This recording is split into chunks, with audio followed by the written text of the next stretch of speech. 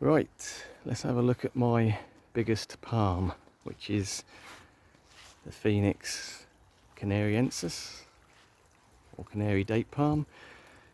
So we did have a bad winter. It's took a fair bit of damage. It didn't spear pull, but we did get damage on the older fronds, so I have cut a few off because that's kicked out quite a few new fronds. So this was the winter damage.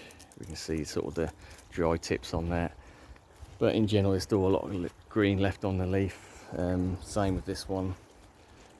At the time I believe this leaf was probably a lot more upright, so only the sort of top of the frond got the damage, where lower down was still fairly protected by the rest of the fronds at the time. So this is what it looks like now. So this is sort of, end of summer, first week, or second week in September now, and not been the best year for palms to recover, but they have.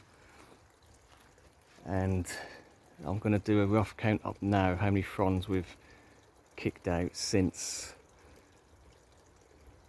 well, this year basically, so since the winter damage.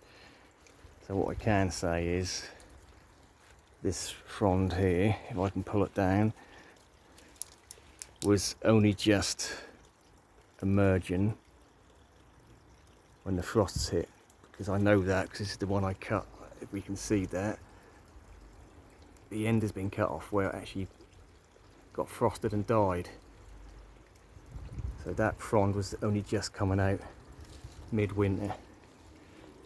So we cut the end off that one, so that's been stunted. But since then, if we come in through the spider's webs, so I'm looking at spears or fronds behind that one, and basically I'm not going to count that one because that's always coming out over winter.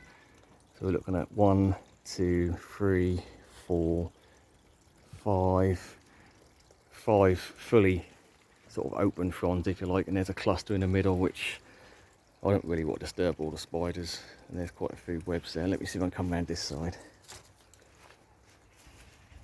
Yeah, so we said 5 fronds fully opened, and I don't know if we can even see in there, but there's 1, 2, 3, there's 4 waiting to push out right there. So yeah, again, not necessarily the toughest, cold hardiest palm, but it's done really quite well considering the temperatures we had. I wouldn't like to see it go much lower than that. That was pretty much its limits. I think if that got much colder than we got, that probably would have spear pulled. I don't think it would have killed it outright, but it had a lot more damage and a lot slower recovery probably. So this has done quite well, and I haven't felt the need to protect this since 2018 when we had the beast from the east, where I did put a bit of fleece around it and it did spear pull. But since then I haven't protected it, and that's done pretty good. Like I say, even the winter we just had, that's sort of shrugging that off now, and all back to good new growth, albeit probably not quite as tall or longer fronds, but I'm putting that down to the sort of inconsistent weather, because we've had sort of a couple of hot weeks here and there, and then some really cool weeks, and a lot of dry overcast, and then a lot of wet. And yeah, it's been a bit of a funny year, but that's recovered well, so I'm not complaining. That's alive and kicking. It's doing good. Right, thanks for watching. We'll catch you on the next one.